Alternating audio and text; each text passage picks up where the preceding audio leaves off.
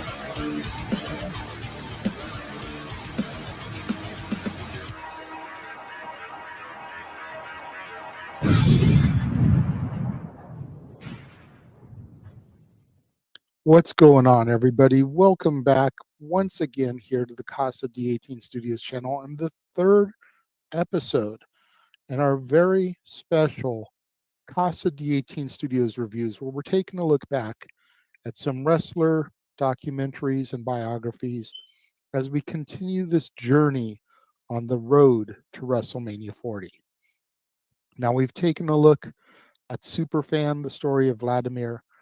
Yesterday, we took a look at the epic journey of Dwayne The Rock Johnson. And today, it is time to open the book of the man who this year once again looks to finish his story.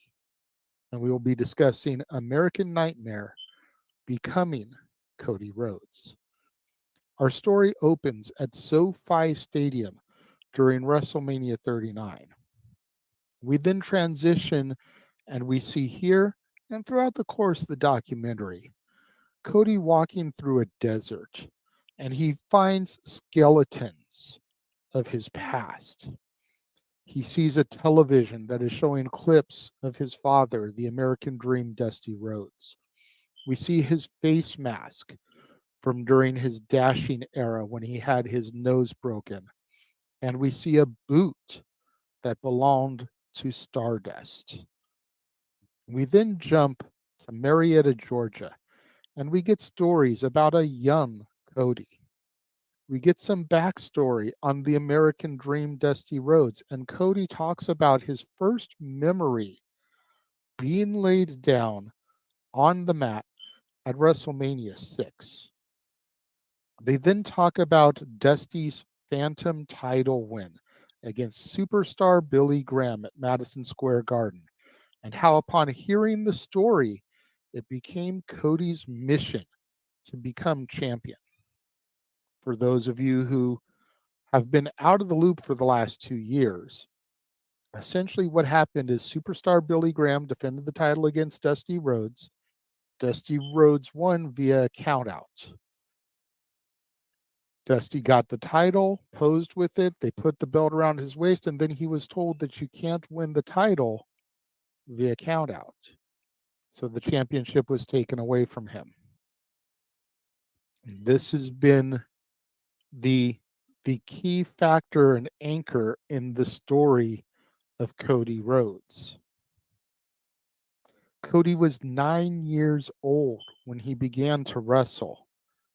And we talk to Xavier Woods, who went to a rival high school and actually had to compete against Cody in high school wrestling tournaments and wanting to defeat Cody in front of the American Dream.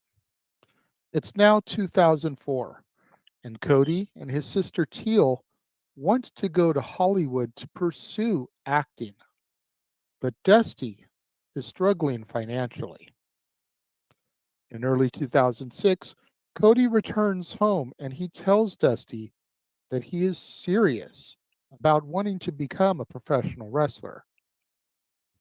So Cody goes to Ohio Valley Wrestling, OVW, where he is a natural.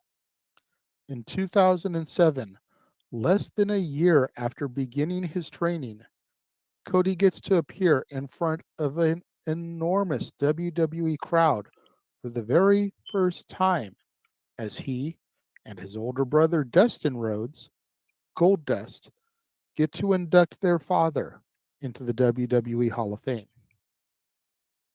His speech impresses Vince McMahon so much that roughly 3 months later, Cody makes his WWE Raw debut against none other than Randy Orton. Cody then talks a bit about the pressures of being the son or daughter of a legend like Dusty Rhodes.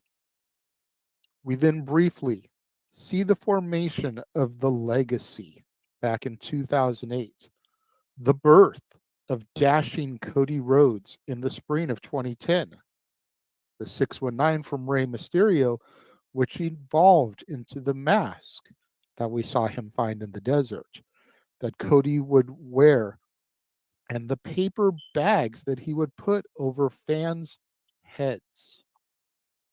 We then talked to Brandy about how they met and began dating.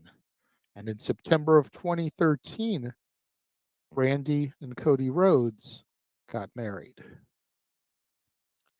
It's now Battleground 2013.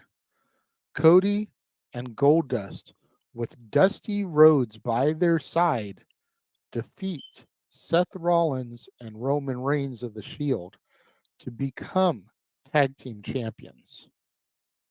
We then go into the evolution of Cody into what would become the Stardust character and how Cody became so bitter about the character. Cody then talks about resenting Dusty's kids in NXT, the up and coming next generation of WWE superstars that Dusty Rhodes, his father, was kind of cultivating and helping to progress through the system. Guys like Seth Rollins, Roman Reigns, Sami Zayn, Kevin Owens, and others. We then get some heartfelt words about the passing of Dusty Rhodes on June 11th, 2015. After Dusty's passing, he tells us about how for the first time he really wanted to stay in the Stardust gimmick for a little bit because he was still mourning. He wasn't ready to be Cody Rhodes again yet. However, when he was ready to carry on the legacy of the Rhodes name, the writers refused to listen to him. As a result, in May of 2016, Cody Rhodes requests and is granted his release from the WWE. We then chronicle Cody's journey on the independent scene as he tried to establish his value as a performer. He talks about how he's the original Forbidden Door player because all the companies wanted him. And he was willing to sign deals with companies. But his main caveat was, well, you can have me, but they can have me too. And there's not going to be a change in the presentation. It's going to be the same presentation. He then goes into how All In came to be, the biggest independent wrestling show that has ever been thrown, where a lot of guys that now make up the AEW roster performed, as well as some people that are now on the WWE roster. Rey Mysterio was on All In. Punishment Martinez, who became Damian Priest, was on All In. And then how that evolved into the creation of All Elite Wrestling on January 1st, 2019. And just so you know, I'm not making this up. This is a Peacock documentary presented by WWE World Wrestling Entertainment that is openly discussing AEW All Elite Wrestling. In early of 2022, we discovered that Vince McMahon himself flew to Cody's house in order to try and negotiate Cody coming back to the company. And on April 2nd, 2022, at WrestleMania 38, the American Nightmare debuted on the grandest stage of them all, WrestleMania 38, to be Seth freaking Rollins' mystery opponent. Complete AEW presentation. The trench coat, the music, the bleach blonde hair, nothing about what Cody had established on the Indies or in AEW changed. And he's taking on one of Dusty's kids. We then chronicle those first 3 months of his return and Cody tearing his pectoral muscle going into Hell in a Cell, and how, despite a torn pectoral, he still competed in the main event of the PLE and won. He talks about coming back from the injury and the mental struggles. Now 2023, the Royal Rumble. Cody Rhodes makes his return in the coveted number 30 position. From there, we briefly chronicle and show footage of Rumble Romania, and it is now time for the main event, WrestleMania 39, as Cody Rhodes challenges the tribal chief, the head of the table, Roman Reigns, for the WWE Undisputed Universal Championship. Despite losing the match, Cody says the story isn't finished. But some of the best stories have a lot of pages, and he will carry this dream on his shoulders until it becomes a reality. The million-dollar question, of course, is, will the story end this year in just a few days at WrestleMania 40? We'll have to tune in and find out. All in all, I thought this was a fantastic documentary. This is the second or third time I've watched it. Thought it was really well produced, really well put together. I love that they didn't shy away from AEW. I love that they acknowledged it, addressed it. They didn't do what they did in the CM Punk documentary back in 2012, I want to say it was, or 2013, the Best in the World documentary, where he mentioned how, he would wrestle in Tennessee on Wednesdays, which those of us that know, that's where TNA operated. He was talking about what he did in Ring of Honor. He would train these days a week. He'd wrestle in Tennessee on Wednesdays, and then he did these shows on the weekend.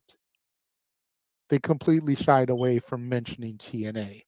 And granted, maybe Punk at that time wanted to forget TNA, but it was a part of his story. AEW is very much a part of Cody's story, and they didn't shy away from it. They mentioned it, they addressed it. They showed pictures of the Jackson brothers on WWE programming, which of course that made me shudder, but that's neither here nor there.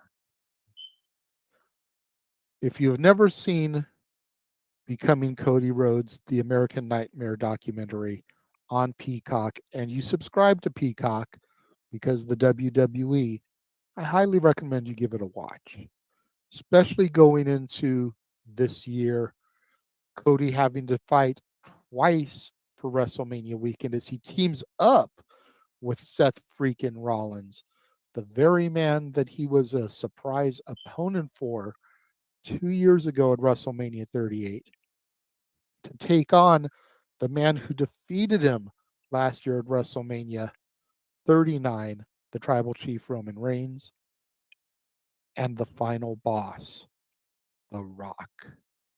And then the next night, he finally gets his rematch. Is Cody going to be able to do it? Tune in, find out. I want to thank you guys for joining me and tuning in today. Make sure you guys tune in tomorrow when we discuss Becoming Immortal, the brand new Bray Wyatt documentary. Friday is going to be, ladies and gentlemen, my name is Paul Heyman.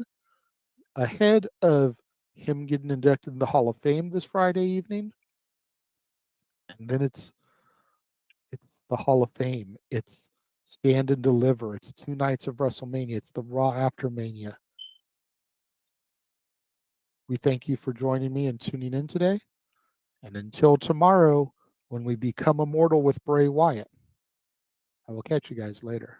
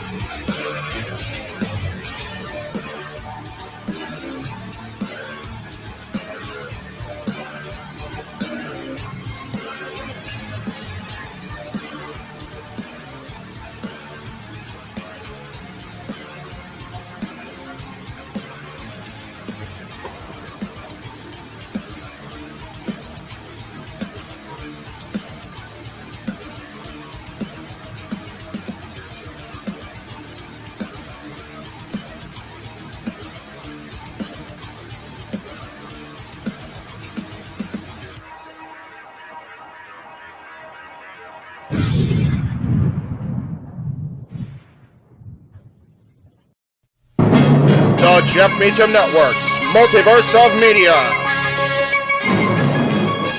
For over 15 years, the recognized symbol of excellence and the standard bearer in coverage of sports and entertainment. Thank you, JJ. Appreciate you.